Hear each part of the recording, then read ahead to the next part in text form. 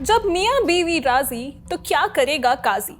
लेकिन इस बार मियाँ बीवी की जगह मियाँ और काजी राजी हैं, लेकिन बीबी हैं कि मानने को तैयार ही नहीं है। हम बात कर रहे हैं इजराइल के प्रधानमंत्री बेंजामिन नेतन्याहू की, जिन्हें काजी यानी ट्रम्प बीबी कहते हैं। काजी और मियाँ के बीच में डील हो गई है, जंग रुक भी गई है, लेकिन बीबी कह रहे हैं कि वो डील की पार्टी नहीं बनेंगे, लेबनान में लड़ते रहेंगे। क्या वजह है कि इजराइल अमेरिका और ईरान के बीच डील होने के बावजूद लेबनान को छोड़ने के लिए तैयार नहीं है? क्या खुद को वॉशिंगटन विस्परर बताने वाले नेतन्याहू अब अपने ही बेस्ट फ्रेंड ट्रम्प से पंगा लेंगे? और क्या उनकी इस जिद की वजह से अमेरिका और ईरान की पीस डील टूट जाएगी? आज इन्हीं सब पर बात करेंगे। नमस्ते, मेरा नाम है निकिता अग्रवाल और आप देख रहे हैं ललन टॉप का अंतर्राष्ट्रीय प्रसंगों से जुड़ा रोजाना का कार्यक्रम दुनियादारी। Brought to you by Sharda University. Where the software engineer meets the talented photographer, the world comes together at Sharda University. 14 जून की रात इजरायली प्रधानमंत्री बेंजामिन नेतन्याहू अपनी सिक्योरिटी कैबिनेट के साथ एक बंकर में छिपे हुए थे। इंतजार था ईरान की मिसाइलों और ड्रोन्स का। कुछ घंटे पहले ही इजराइल ने ट्रम्प के मना करने के बावजूद लेबनान की राजधानी बेरूत पर हमला किया था। ईरान ने इसे सीज़फायर का उल्लंघन बताया था और जवाबी कार्रवाई की धमकी दी थी। बस इसी कार्रवाई का अब इंतजार हो रहा था, लेकिन धमाकों की आवाज की जगह फोन की घंटी बजी। लाइन पर अमेरिकी राष्ट्रपति ट्रम्प थे। फोन उठाते से ही उन्होंने नेतन्याहू को बताया कि ईरान के साथ MOU पर सहमति बन गई है, डील हो गई है और अब जंग खत्म हो चुकी है। लेकिन कॉल पर ट्रम्प जितने खुश थे, नेतन्याहू के लिए ये उतना ही बुरे सपने जैसा था। जैसे जैसे रात ढली, उनका ये बुरा सपना सच भी हो गया। ईरान की महर न्यूज एजेंसी ने MOU की डिटेल्स साझा की। इनमें जंग रोकने से लेकर हॉर्मुज खोलने और 60 दिन में फाइनल डील करने तक की सारी बातें थीं। ईरान के लिए तमाम रियायतों का भी जिक्र था। अगर कुछ नहीं था तो वो वादे जो ट्रम्प और नेतन्याहू ने जंग शुरू होने से पहले किए थे। ईरान के न्यूक्लियर प्रोग्राम पर बातचीत फाइनल डील के लिए टाल दी गई। ईरान के मिसाइल प्रोग्राम और उसके प्रॉक्सी ग्रुप्स माने हमास, हिजबुल्लाह और हूतियों को लेकर कुछ भी नहीं कहा गया। इजराइल के national security minister Itamar Ben Gvir से लेकर रक्षा मंत्री इजराइल काट्ज तक सब ने इस समझौते को खारिज कर दिया। कहा कि इजराइल एक आजाद देश है और वो ईरान डील में शामिल नहीं होगा। उन्होंने लेबनान की जमीन से अपने सैनिकों को हटाने से भी इनकार कर दिया। इजराइल को अमेरिका और ईरान के बीच हुए सीज फायर को नहीं मानना चाहिए। हमें क्लियर और बिना कॉम्प्रोमाइज के स्टैंड लेना चाहिए। इजराइल के नागरिकों की सुरक्षा सबसे ऊपर है। एक आजाद देश किसी सुपर पावर का ठेकेदार नहीं होता। वो ऐसे समझौतों से बंधा नहीं होता जो उसे अपने नागरिकों की सुरक्षा करने से रोकते हों। इसके बाद 15 जून की शाम इजराइल के प्रधानमंत्री नेतन्याहू ने भी एक प्रेस कॉन्फ्रेंस की। कहा कि जंग के जरिए उन्होंने इजराइल को परमाणु हमले से बचा लिया। ईरान न्यूक्लियर हथियार बनाने ही वाला था। अगर 2025 और फिर 2026 में उस पर हमला नहीं किया गया होता तो आज वो परमाणु ताकत बन चुका होता। इजराइल अपनी रक्षा के लिए लेबनान, गजा या सीरिया से पीछे नहीं हटेगा। हमने इजराइल के आसपास मजबूत सिक्योरिटी जोन खड़ा किया है, गाजा में, लेबनान में, यहाँ तक कि हमने सीरिया में भी ऐसा किया है, जहां हमने असद की सेना को नष्ट कर दिया जो एक्सेस ऑफ एवल का हिस्सा था।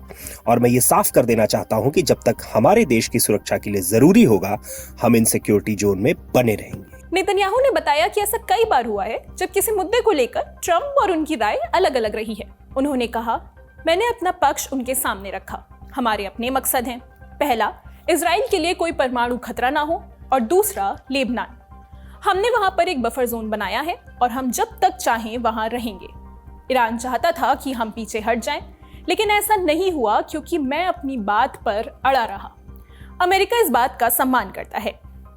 लेकिन सवाल ये है कि लेबनान में ऐसा है क्या कि नेतन्याहू किसी भी कीमत पर पीछे हटने को तैयार ही नहीं है?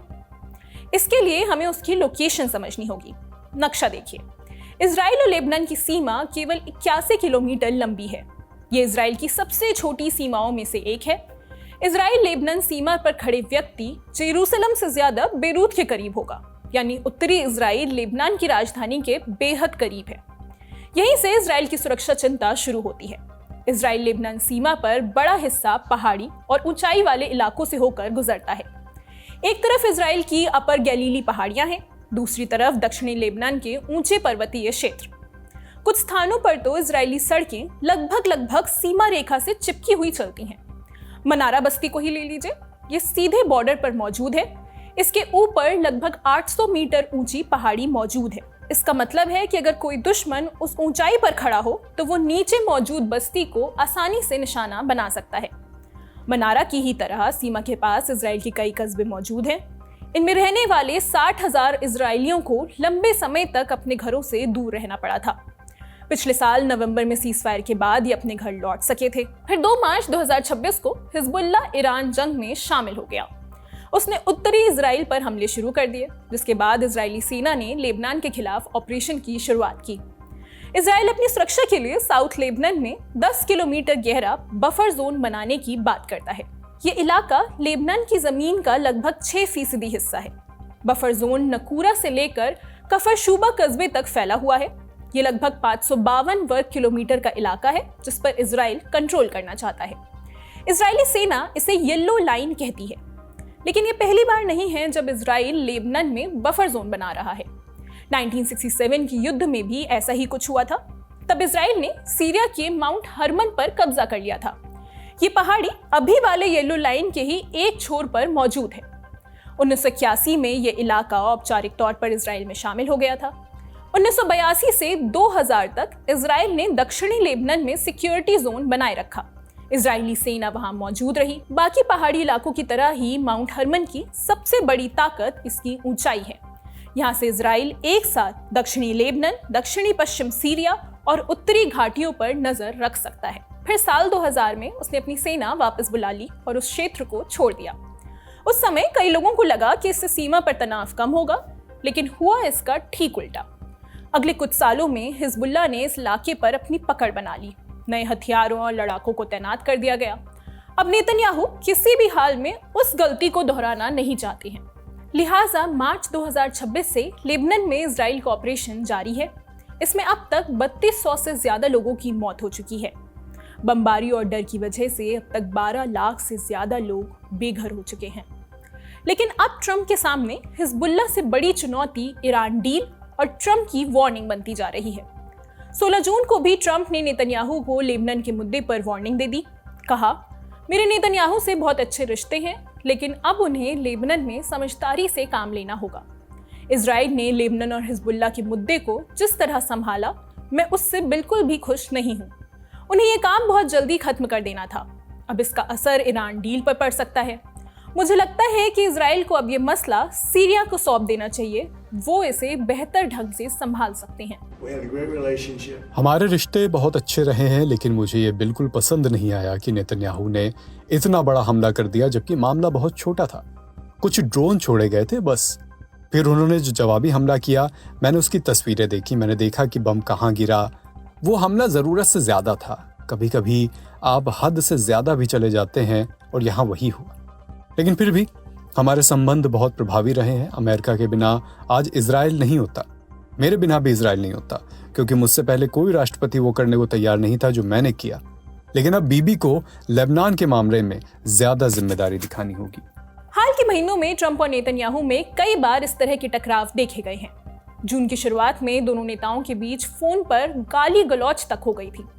ट्रंप ने नेतन्याहू को बेरूत पर हमला करने और ईरान के साथ डील की कोशिशों को मुश्किल में डालने के लिए फटकार लगाई थी।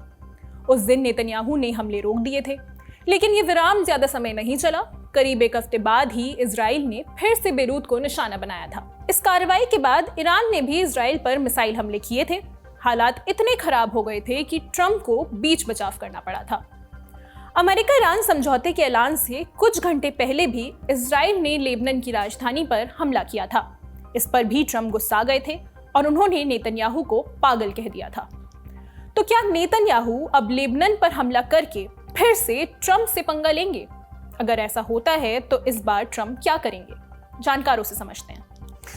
देखिए, इजराइल यानी कि नेतन्याहू पूरी कोशिश करेंगे इस डील को तोड़ने की, और उनके पास सबसे अच्छा साधन यही है कि वो लबनान पे हमला करें। अब ट्रम्प की तो पूरी कोशिश यही रहेगी कि किसी तरह से नेतन्याहू को काबू में लाएं, किसी तरह से इजराइल को काबू में लाएं। अमेरिका के पास बहुत सारे लीवर हैं ये करने के लिए, मिलिट्री एड से लेके, मिसाइलों से लेके, फाइनेंशियल एड जो अमेरिका देता है, डिप्लोमेटिक सपोर्ट जो देता है। तो अगर अमेरिकी प्रेसिडेंट चाहे तो कभी भी रुकवा सकता है कोई भी इजरायली प्रेसिडेंट का एक्शन, प्राइम मिनिस्टर का एक्शन। पर प्रॉब्लम ये आती है कि अक्सर अमेरिकी प्रेसिडेंट या सेनेटर्स जो हैं वो इजराइल लॉबी से, यानी अमेरिकन ज्यूज से पैसा ले चुकते हैं अपने इलेक्शन के लिए, तो वो उस तरह से मजबूर होते हैं। पर ट्रम्प के पास अब एक और हथियार है, यानी कि अमेरिकन पब्लिक ओपिनियन जो है वो इजराइल के ख़िलाफ़ हो गया है। 60% अमेरिकन इजराइल के ख़िलाफ़ हैं इस वक्त, और रिपब्लिकन पार्टी में भी अंडर द एज ऑफ 50 जिसे कहते हैं 60% लोग खिलाफ हैं।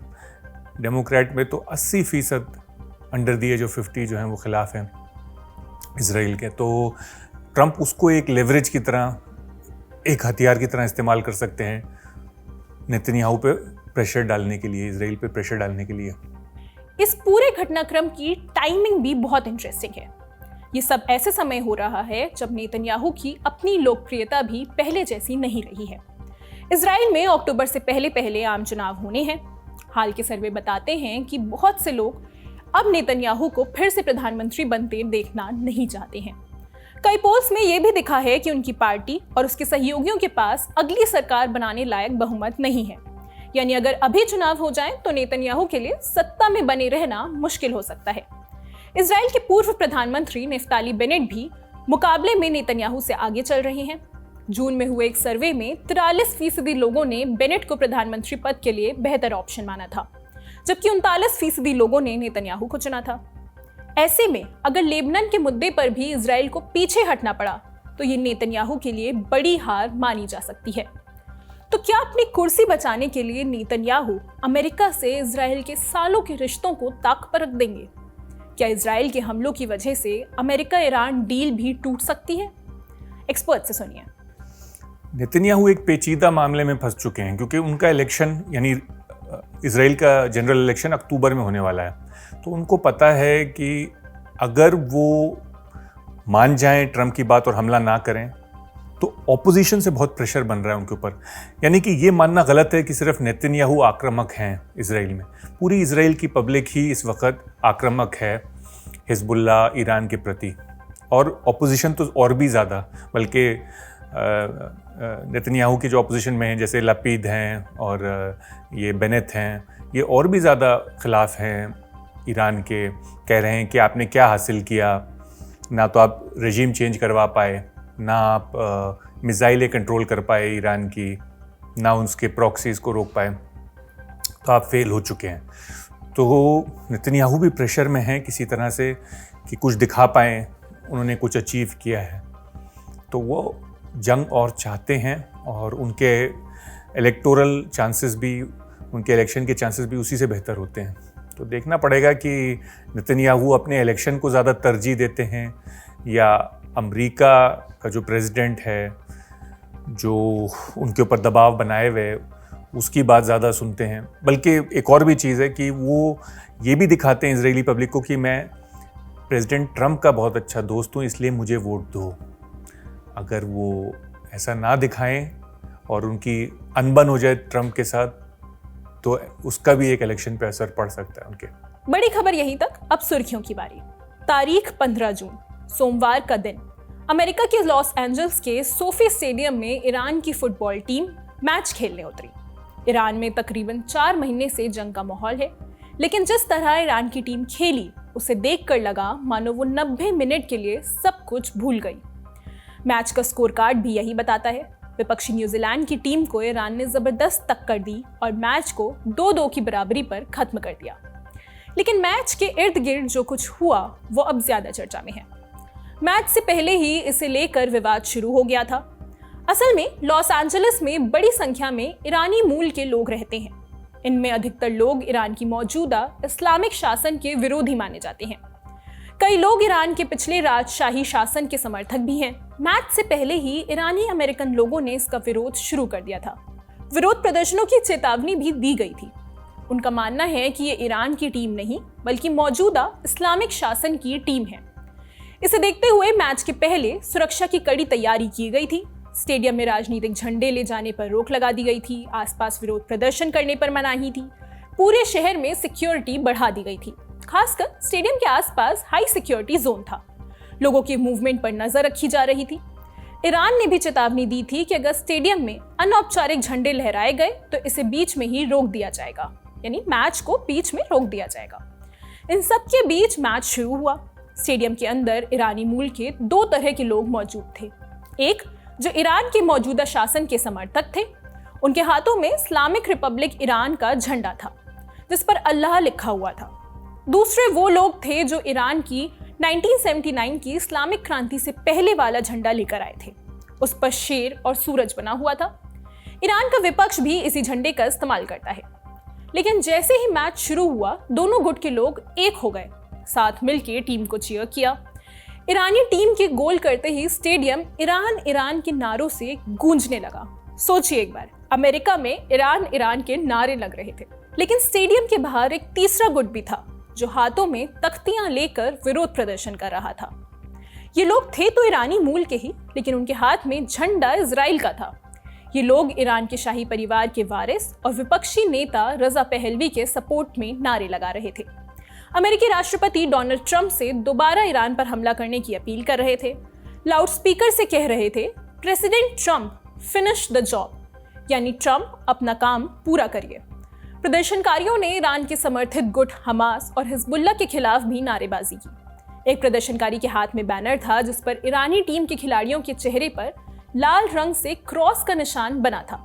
उस पर IRGC टीम लिखा हुआ था, यानी ये ईरान की टीम नहीं, वहां की इस्लामिक सेना की टीम है। लेकिन ये सब कुछ स्टेडियम के बाहर हो रहा था। अंदर मैच पूरी शांति के साथ खत्म हुआ। लेकिन अब सवाल फीफा मैनेजमेंट पर भी उठ रहे हैं कि स्टेडियम के अंदर राजनीतिक झंडे ले जाने और बाहर विरोध प्रदर्शन की इजाजत कैसे दे दी गई। फीफा की तरफ से अभी तक इस मुद्दे पर कोई जवाब नहीं आया है। दूसरी खबर, ईरान के साथ शुरुआती डील होने के बाद अब ट्रंप की नजर यूक्रेन जंग पर है। G7 समिट के लिए फ्रांस पहुंचे ट्रंप ने कहा कि 14 जून को उनकी यूक्रेन के राष्ट्रपति वोलोदिमिर ज़ेलेंस्की और रूस के राष्ट्रपति व्लादिमीर पुतिन दोनों से बहुत अच्छी बात हुई। अब जब ईरान वाला मामला खत्म हो गया है तो वो यूक्रेन पर ध्यान देंगे। दूसरी तरफ G7 नेता लगातार ट्रंप को ये मैसेज दे रहे हैं कि रूस पर दबाव बढ़ रहा है और किसी भी शांति समझौते में यूक्रेन के हितों की अनदेखी नहीं होनी चाहिए। यूरोपीय देशों की चिंता ये है कि कहीं जल्दबाजी में ऐसा समझौता ना हो जाए जिसमें रूस को फायदा मिले और यूक्रेन को नुकसान उठाना पड़े। उधर प्रधानमंत्री नरेंद्र मोदी भी G7 समिट में हिस्सा लेने के लिए 16 जून को फ्रांस के एवियन शहर पहुंचे। रिपोर्ट्स के मुताबिक 17 जून को पीएम मोदी की ट्रंप से भी मुलाकात होगी। दोनों नेता करीब 16 महीने बाद आमने सामने होंगे। इससे पहले दोनों की आखिरी मुलाकात फरवरी 2025 में व्हाइट हाउस में हुई थी। मोदी और ट्रंप के बीच Bharat America trade deal, tariff, निवेश और रणनीतिक साझेदारी से जुड़े मुद्दों पर चर्चा हो सकती है। आज का दुनियादारी यहीं समाप्त होता है। अपना और अपनों का ख्याल रखिए। देखते रहिए द लेलन टॉप। शुक्रिया, शुभ रात्रि।